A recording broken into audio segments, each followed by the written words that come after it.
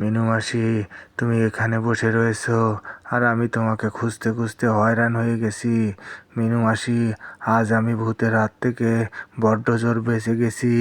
আমি তান্ত্রিকের কাছে গিয়েছিলাম, তান্ত্রিক আমাকে দিয়ে তোমার কাছে খবর পাঠালো এখন থেকে গ্রামের বাইরে কেউ যাবে না তান্ত্রিকের অনুমতি ছাড়া। আর যদিও যেতে হয় তান্ত্রিককে সাথে নিয়ে যাবে।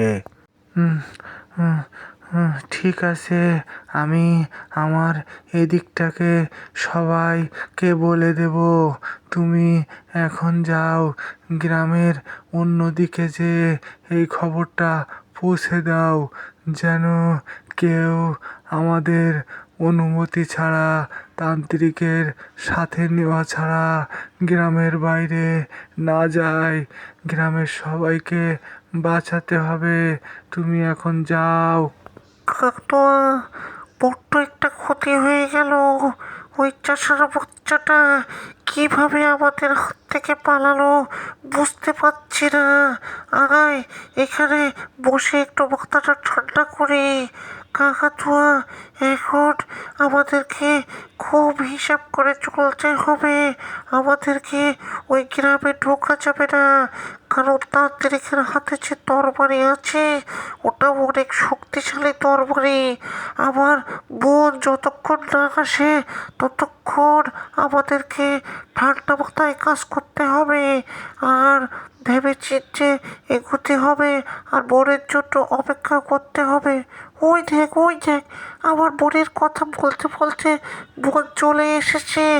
আয় বোন, আয়, এখানে বস। অনেক বড় একটা ক্ষতি হয়ে গেছে বোন। এখন কি করি, মহা চিন্তায় আছি।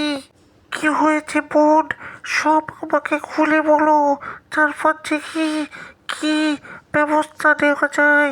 আমি তো আমার মহাশক্তি অর্জন করে এখানে এসেছি। এখন তুমি বিপদের কথা বলছো কেন? আমাদের কোনো বিপদ নাই। আমরা এখন মহাজয়ী। আমরা এখন বুক ফুলিয়ে এগিয়ে যাব এবং এই গ্রামকে ভূতের নগরী বানাবো। তুমি কোনো চিন্তা করো না। কি হয়েছে সেটা আমাকে খুলে বলো। আর বলিস না বোন, একটা ক্ষতি হয়ে গেছে।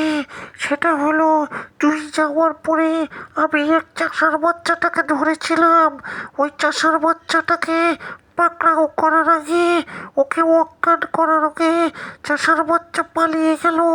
ও যাওয়ার সময় বলছিল তান্ত্রিকটাকে মহা শক্তিশালী হয়ে গেছে। তান্ত্রিকের কাছে নাকি মহা শক্তি। তুমি কোনো চিন্তা করো না বোন, এখন আমার শক্তি সম্পর্কে তোমার ধারণা নেই। আমি আমার সমস্ত শক্তি নিয়ে এখানে ফিরে এসেছি। এখন আমরা ওই গ্রামে ঢুকবো, তান্ত্রিককে মারবো এবং গ্রামের প্রতিটা মানুষকে, প্রতিটা জীবজন্তুকে আমরা ধরে শেষ করে ফেলবো।